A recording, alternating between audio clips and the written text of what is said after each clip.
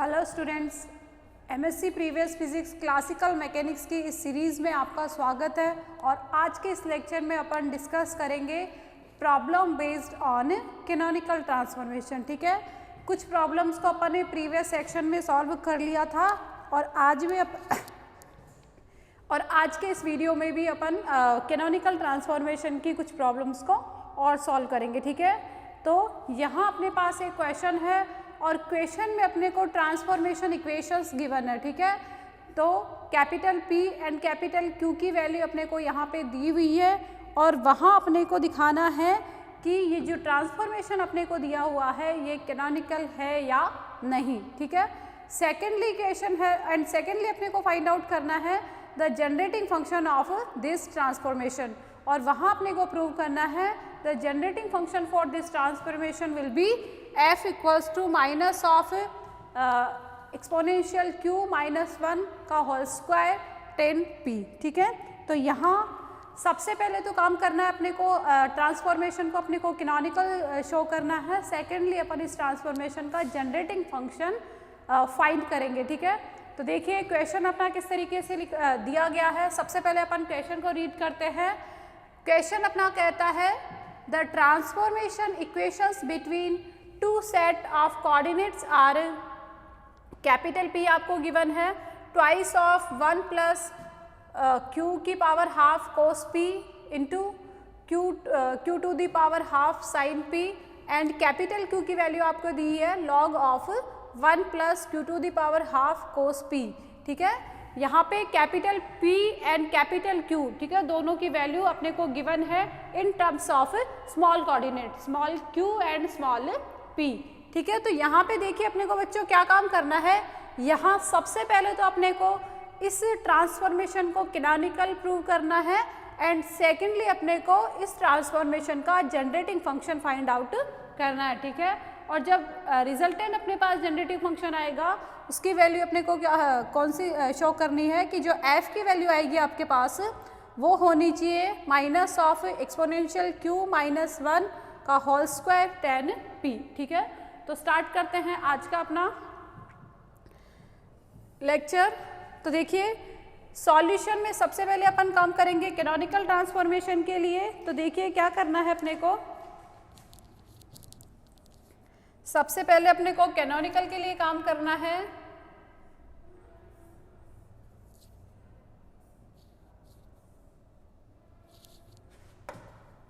तो देखिए सॉल्यूशन में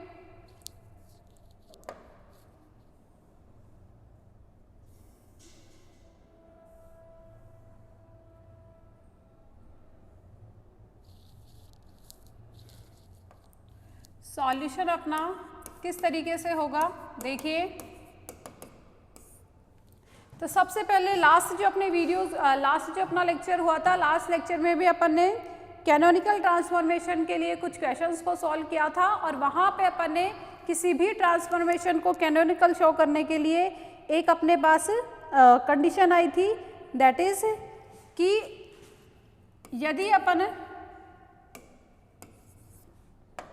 यदि हम ये जो कंडीशन यहाँ पे लिखी हुई है small pdq minus capital PDQ, ठीक है, यहाँ पे यदि इस कंडीशन को, इस फॉर्म को यदि अपन एग्जैक्ट डिफरेंशिएशन की फॉर्म में कन्वर्ट कर देते हैं, एग्जैक्ट डिफरेंशिएशन की फॉर्म यदि यहाँ पे बनती है अपने पास गिवन ट्रांसफॉर्मेशन के लिए, तो वो ट्रांसफॉर्मेशन अपना क्या होगा, कैनोनिकल ट्रांसफॉर्मेशन होगा। ठीक है, तो यहाँ भी अपन सेम काम करेंगे कि इस कंडीशन को लेते हुए फाइनली अपने को इस ट्रांसफॉर्मेशन के लिए एग्जैक्ट डिफरेंशिएशन की फॉर्म बनानी है, और यदि अपने पास एग्जैक्ट डिफरेंशिएशन की फॉर्म बन जाती है तो जो अपना गिवन ट्रांसफॉर्मेशन है वो कैसा होगा, कैनोनिकल ट्रांसफॉर्मेशन होगा। ठीक है, तो देखिए सॉल्यूशन में वही अपने को PDQ माइनस कैपिटल PDQ की वैल्यू लेनी रहेगी। तो सबसे अपन कैपिटल P और कैपिटल Q की वैल्यू लिख लेते हैं। सिंस हियर कैपिटल P आपको दिया हुआ है twice of q to the power half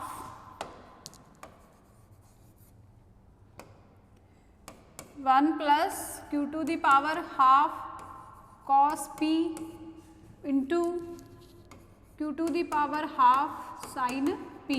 ये आपको गिवन है कैपिटल पी की वैल्यू, और कैपिटल क्यू की वैल्यू क्या है? कैपिटल क्यू की वैल्यू है log of 1 plus Q to the power half cos P.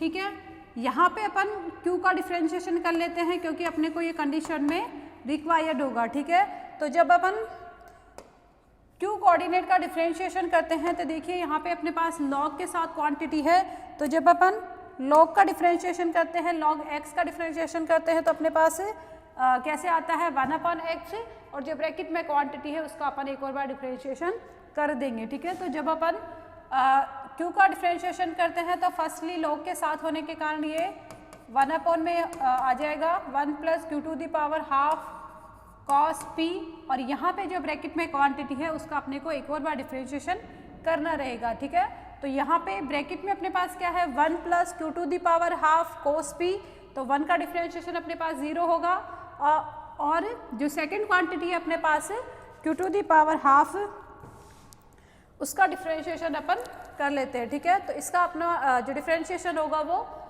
U dot we से होगा। तो फर्स्टली अपन क्यू कोऑर्डिनेट को कांस्टेंट रखते हुए केवल कॉस पी का डिफ्रेंशिएशन करते हैं तो अपने पास आएगा Q to the power half minus sine P D P, और सेकेंड टर्म में अपन क्यू कोऑर्डिनेट का डिफ्रेंशिएशन करेंगे तो अपने पास आएगा 1/2 क्यू की power minus half cos P D Q. ठीक है, दोनों को अपन ने कर लिया। फाइनल नेक्स्ट यदि अपन इसका सॉल्यूशन करते हैं तो यहाँ देखिए अपने पास नेगेटिव साइन है, तो नेगेटिव साइन को अपन ने पहले लिख दिया है and sine P D P plus यहाँ पे देखिए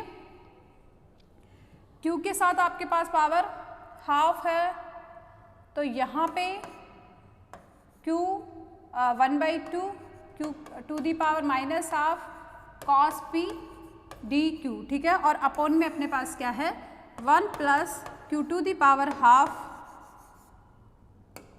1 plus Q to the power half cos P. ठीक है, ये आपके पास किसकी वैल्यू आई है? डी क्यू की वैल्यू आई है। नाउ जो अपनी कंडीशन है जिसको अपने को कैनोनिकल प्रूव करना है उसको लिख लेते हैं।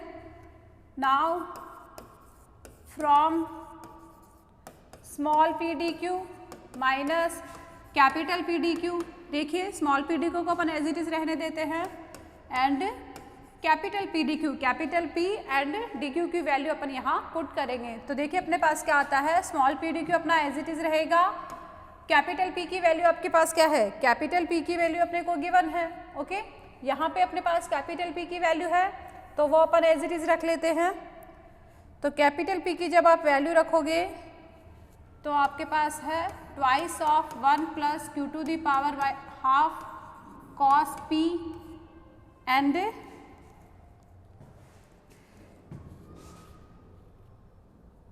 इंटू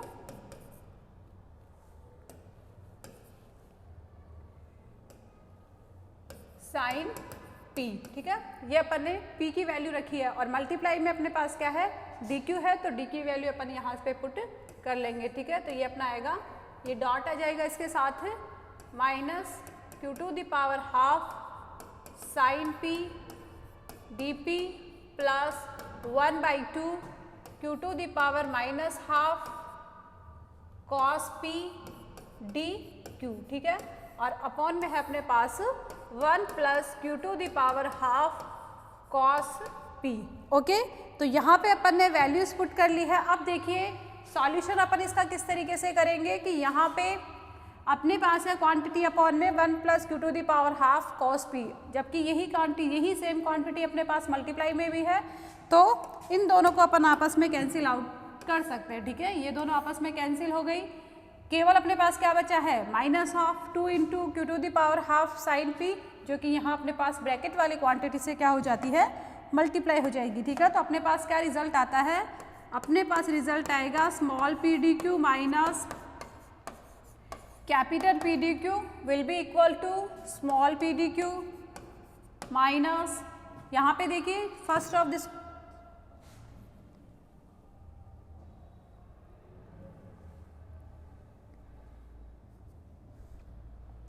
यहाँ देखिए कि जो अपने पास फर्स्ट यहाँ पे जो देखिए अपने पास रिमेनिंग टर्म अपने पास क्या आई है, रिमेनिंग टर्म अपने पास आई है -2 sin p, और इसको अपन मल्टीप्लाई कर देंगे इस वाली ब्रैकेट वाली क्वांटिटी से। देखिए तो अपने पास क्या बचेगा, फर्स्टली अपने को -2 × q⁻² sin p को यहाँ इस क्वांटिटी से मल्टीप्लाई करना है, तो आपके पास क्या आएगा, एक तो नेगेटिव साइन अपना पॉजिटिव हो गया, ठीक है।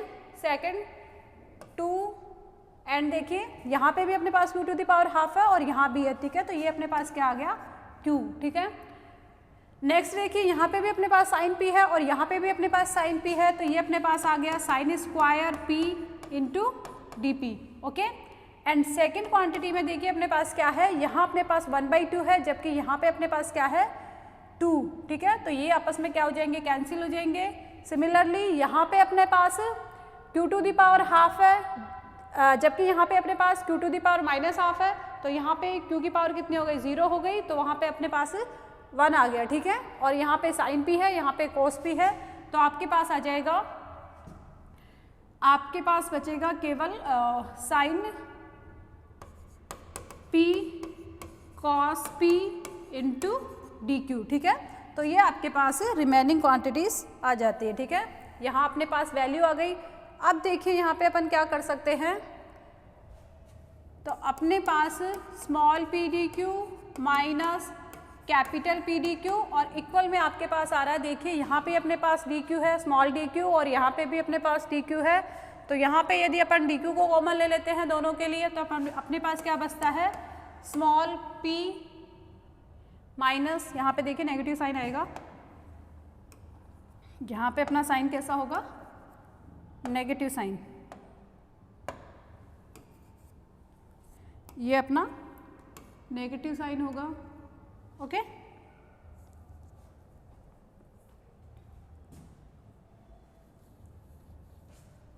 तो देखिए यहाँ पे जब अपन नेगेटिव साइन के लिए सॉल्व करेंगे तो p minus sine p cos p, ठीक है, dq को अपन ने कॉमन ले लिया है, इसको लिखने की कोई ज़रूरत नहीं है।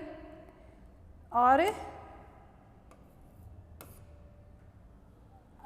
नेक्स्ट क्वांटिटी अपने पास क्या है, +2q sin² p dp, okay. तो यहाँ पे देखिए, यहाँ पे जो अपने पास टर्म आ रही है ब्रैकेट के अंदर जो टर्म आ रही है उसको अपन लिख सकते हैं, यहाँ पे अपने पास sin p cos t है, ठीक है, और इसको अपन लिख सकते हैं 1/2 sin 2p, ठीक है, क्योंकि अपन जानते हैं जो अपना sin 2 थीटा होता है उसकी वैल्यू होती है 2 sin थीटा cos थीटा, ठीक है, होती है। तो यहाँ पे अपने पास sin p cos p है जिसको अपन लिख सकते हैं 1/2 sin 2p, ओके।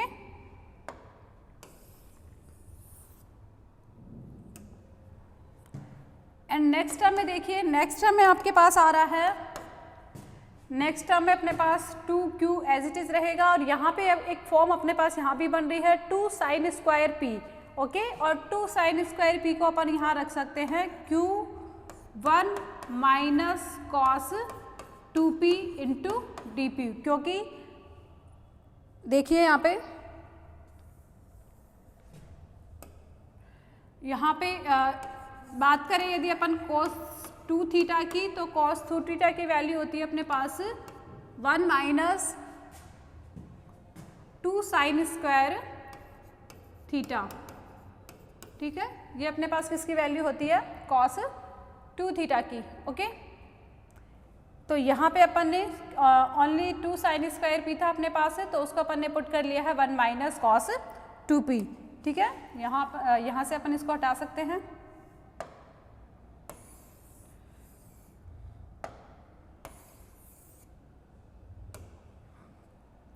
तो नेक्स्ट देखिए यहाँ पे केवल अपने पास क्या क्या टर्म्स बची है, यहाँ अपने पास बची है एक तो ये वाली टर्म और एक ए वाली टर्म, ठीक है। यहाँ इसके साथ अपना dq भी आएगा, dq को अपन ने छोड़ दिया है, यहाँ इसके साथ अपन dq को भी लिखेंगे। अब देखिए कि यहाँ अपने पास जो दोनों टर्म आ रही है, क्या उसको अपन एग्जैक्ट डिफरेंशिएशन की फॉर्म में कन्वर्ट कर सकते हैं, हाँ ठीक है कर सकते हैं। वो कैसे कि यदि अपन ये जो दोनों टर्म है उनको यदि अपन लिख दे कैसे, डेरिवेटिव ऑफ p, यहाँ इसको अपन लिख दे derivative of q into p minus 1/2 sine 2p, ठीक है। तो ये दोनों टर्म्स क्या एक एग्जैक्ट डिफरेंशिएशन के फॉर्म में आ गई। वो कैसे कि यदि अपन इसका ये जो क्वांटिटी अपने पास ब्रैकेट में है इसका यदि अपन क्या करते हैं u डॉट v से डिफरेंशिएशन करते हैं, तो फर्स्टली अपन ओनली q का डिफरेंशिएशन करते हैं, ब्रैकेट वाली क्वांटिटी को कांस्टेंट रखते हैं, तो अपने पास क्या आ जाएगा, ये क्वांटिटी आपके एज इट इज आ जाएगी और यहाँ पे अपना आ जाएगा dq, ठीक है। सेकेंड टर्म में अपने को क्या करना है कि अपने को q को एज इट इज रखना है और ब्रैकेट में जो आपके पास क्वांटिटी है उसका आपको डिफरेंशिएशन करना है। तो p का आपके पास हो गया 1 एंड यहाँ पे जो टर्म है 1/2 साइन 2p, साइन 2p का हो जाएगा अपने पास 2 cos 2p और 2 से 2 को यदि अपन कैंसिल करते हैं तो अपने पास ये सेकंड क्वांटिटी आ जाएगी, ठीक है। दैट इज यहाँ पे जो अपने पास ये जो फॉर्म बन रही है उसको अपन एग्जैक्ट डिफरेंशिएशन के फॉर्म में लिख सकते हैं, ठीक है। और यहीं से अपने पास प्रूव हो जाता है कि ये जो ट्रांसफॉर्मेशन आपको दिया हुआ है ये क्या है, एक कैनोनिकल ट्रांसफॉर्मेशन है, ठीक है। तो देखिए लिख सकते हैं विच इज एन, इसके बारे में अपन लिख सकते हैं यहाँ पे which is an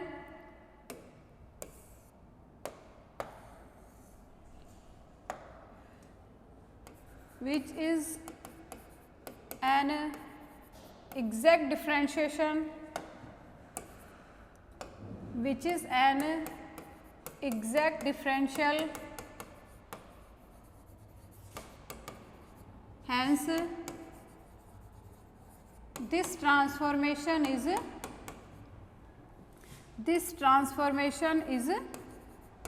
canonical transformation, ठीक है। कि यहाँ अपने पास small P D Q minus capital P D Q से एक एग्जैक्ट डिफरेंशिएशन की फॉर्म बन रही है और इससे अपने पास क्लियर हो जाता है कि ये जो ट्रांसफॉर्मेशन आपको गिवन है वो कैसा ट्रांसफॉर्मेशन है, एक एग्जैक्ट कैनोनिकल ट्रांसफॉर्मेशन है, ओके। अब अपने को इस क्वेश्चन के सेकेंड पार्ट पर काम करना है और सेकेंड पार्ट पे आपको क्या पूछा गया है, सेकेंड पार्ट में आपको पूछा गया है कि इस ट्रांसफॉर्मेशन का जो जनरेटिंग फंक्शन है, देखिए क्वेश्चन में आगे पूछा गया है show that the transformation is canonical, तो वो अपन ने प्रूव कर दिया है। सेकंड पार्ट क्या कहता है इस क्वेश्चन का कि the generating function of this transformation will be f equals to minus of exponential q minus 1 का होल स्क्वायर इंटू 10p, ठीक है। तो अगला काम अपने को किसके लिए करना है, जनरेटिंग फंक्शन के लिए। तो देखिए जनरेटिंग फंक्शन के लिए अपन काम करेंगे तो यहाँ पे कैपिटल Q की वैल्यू अपने को दी हुई है, तो फर्दर अपन लिख सकते हैं फर्दर गिवन दैट, ठीक है ना, सेकंड पार्ट का काम कर रहे हैं अपन। तो गिवन दैट कैपिटल Q आपके पास है log of 1 plus q to the power half cos p, ये आपको किसकी वैल्यू गिवन है, कैपिटल Q की, ओके। अब यहाँ पे अपन क्या करें कि बोथ साइड यदि अपन एक्सपोनेंशियल ले लेंगे तो एक्सपोनेंशियल लेने पे यहाँ पे लेफ्ट हैंड साइड में अपने पास आ जाएगा एक्सपोनेंशियल Q एंड जो राइट साइड है राइट साइड में एक्सपोनेंशियल से लॉग कैंसिल हो जाएगा, ठीक है। तो अपने पास केवल बचेगा 1 plus q to the power half cos p, okay. Next अपन क्या कर सकते हैं कि यहाँ पे 1 को भी यदि अपन लेफ्ट साइड में लेके आ जाते हैं तो अपने पास क्या बचेगा एक्सपोनेंशियल q माइनस 1 और राइट साइड में आपके पास बचता है q to the power half cos p, ठीक है। फर्दर आप क्या काम कर सकते हैं, नेक्स्ट काम आप कर सकते हैं कि cos p को भी आप लेफ्ट हैंड साइड में लेके आ जाइए या फिर बहुत स्क्वायर कर देते हैं, पहले अपन दोनों साइड स्क्वायर कर देते हैं, squaring both side, squaring both sides of above equation, ठीक है।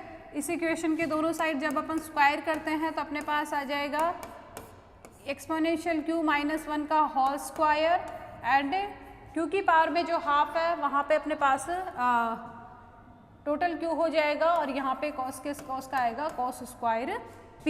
और यहाँ देखिए बच्चों कि यदि अपने को स्मॉल q की वैल्यू लेनी है ओनली, तो स्मॉल q की वैल्यू आपके पास क्या आ जाती है, स्मॉल q आपका आ जाएगा एक्सपोनेंशियल q माइनस 1 का होल स्क्वायर और अपॉन में आपका आ गया कॉस स्क्वायर p। ओके, तो ये आपके पास वैल्यू किसकी आई है, स्मॉल q की। ओके, अब यहाँ पे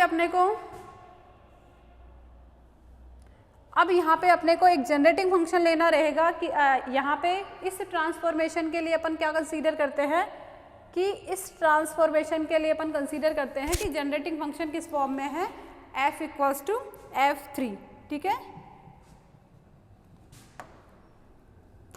for this transformation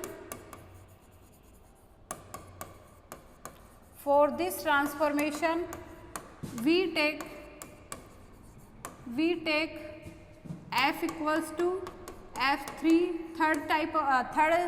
third generating function consider करते हैं। और थर्ड जनरेटिंग फंक्शन अपना किस का फंक्शन होता है, small p and capital Q, ठीक है। क्योंकि यहाँ पे राइट हैंड साइड में अपने पास ओनली कौन से कोऑर्डिनेट है, स्मॉल p है एंड कैपिटल Q है, ठीक है।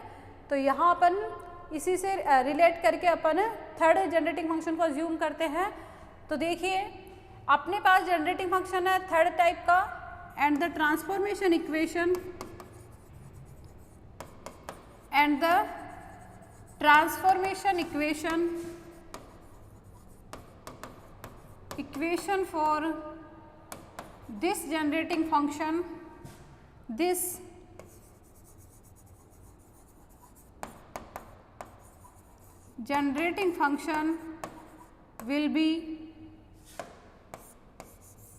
for this generating function, will be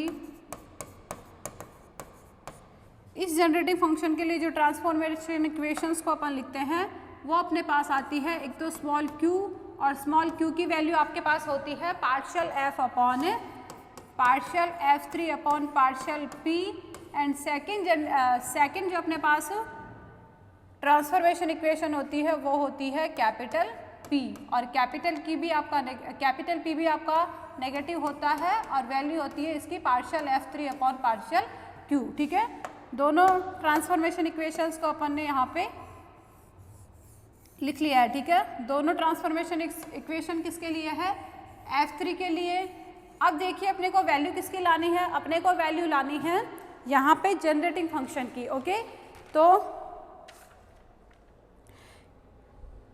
generating function की वैल्यू को फाइंड आउट करने के लिए अपन क्या करेंगे,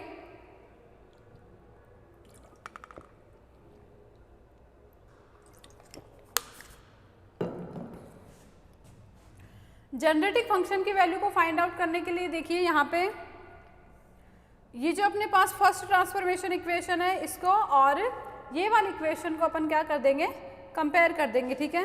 लेट ये अपने पास है इक्वेशन 1 एंड इसको अपन के लिखेंगे इक्वेशन 2। तो लिख सकते हैं अपन यहाँ पे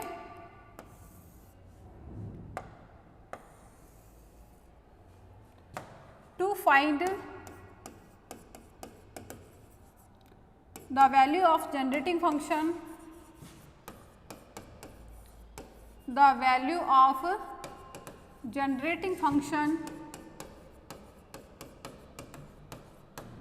we compare equation 1 with equation 2, we obtain, ठीक है। जब अपन इक्वेशन 1 को इक्वेशन 2 के साथ कंपेयर करते हैं तो देखिए इक्वेशन 1 और इक्वेशन 2 दोनों में अपने पास q की वैल्यू है, तो यहाँ पे अपन लिख सकते हैं minus partial f3 upon partial p will be equal to exponential q minus 1 का होल स्क्वायर अपॉन में आपका आ जाएगा कॉस स्क्वायर p, ठीक है। दोनों किसकी वैल्यू थे अपने पास, स्मॉल q की, इसलिए दोनों को अपन ने इक्वल में लिख दिया है, ठीक है। अब यहाँ पे देखिए, यहाँ पे अपने पास नेगेटिव साइन है, तो यहाँ पे अपन इसको लिख सकते हैं del F3 will be equal to EQ minus 1 का whole square cos square P into DP। ठीक है, यहाँ पे अपन डेल P को यहाँ लेके चले गए। अब देखिए, यदि अपन इंटीग्रेट करते हैं, इंटीग्रेटिंग अबव इक्वेशन, यदि अपन इस इक्वेशन को क्या करते हैं, इंटीग्रेट करते हैं, तो अपने पास क्या आंसर आता है? आंसर होगा अपने पास बच्चों, देखिए बोथ साइड यदि आप इंटीग्रेशन करोगे तो यहाँ अपना आ गया पार्शियल F3 का यदि इंटीग्रेशन होगा तो उसकी वैल्यू आएगी अपने पास F3 एंड ये नेगेटिव साइन यहाँ पे लगाना है और यहाँ पे अपने पास हो जाएगा EQ माइनस 1 अपॉन में आपका हो जाएगा कोस स्क्वायर P इंटू DP। ठीक है, यहाँ पे देखिए नेगेटिव साइन एंड क्योंकि इंटीग्रेशन केवल अपना P के रेस्पेक्ट में हो रहा है, स्मॉल p के रेस्पेक्ट में, तो केवल किसका इंटीग्रेशन होगा? 1 अपॉन कॉस स्क्वायर P, और 1 अपॉन कॉस स्क्वायर P को अपन लिख सकते हैं सेक स्क्वायर P। ओके, तो देखिए EQ माइनस 1 का होल स्क्वायर अपना बाहर आ जाएगा और इंटीग्रेशन में केवल अपना रह जाएगा cos square P into DP, और कॉस स्क्वायर P को आप लिख सकते हो सेक स्क्वायर P। देखिए कॉस स्क्वायर P को आप लिख सकते हो यहाँ पे माइनस EQ माइनस 1 का होल स्क्वायर और integration sec square P DP। ठीक है, और अपने को पता है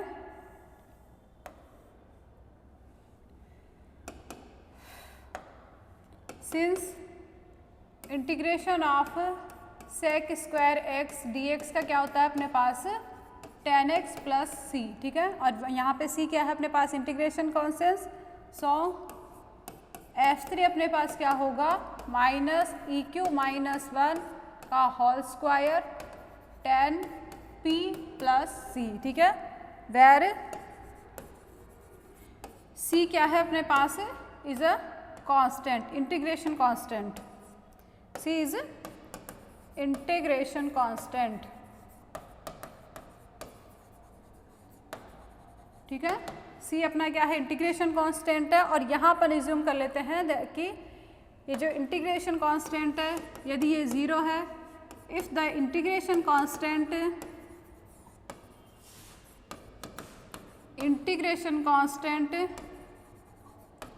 is 0 then F3 आपके पास क्या आ जाएगा? F3 आपके पास आ जाएगा माइनस ऑफ EQ माइनस 1 का होल स्क्वायर tan P। ठीक है, जो कि आपके पास किसकी वैल्यू है?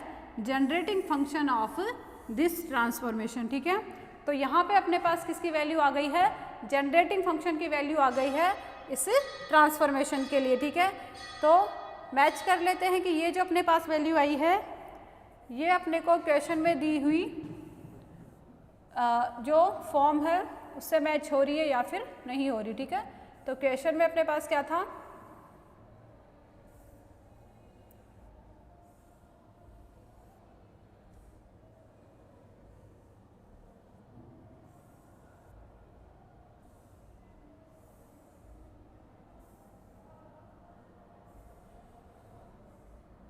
देखिए क्वेश्चन में भी अपने पास सेम चीज़ है, माइनस ऑफ EQ माइनस 1 का होल स्क्वायर tan P। ठीक है, और अपने पास भी सेम ही वैल्यू आई है, तो यहाँ से अपने पास प्रूव हो जाता है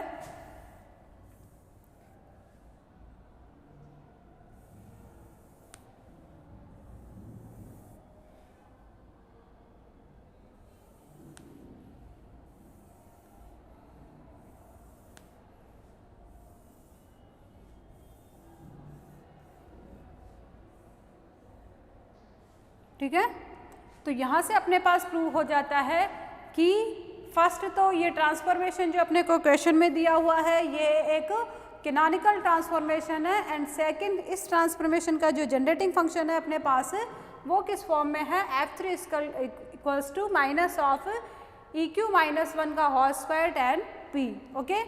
तो ये इस तरीके से कैनोनिकल ट्रांसफॉर्मेशन पे बेस्ड कुछ क्वेश्चंस है जो कि यहाँ पे अपन ने सॉल्व किए हैं।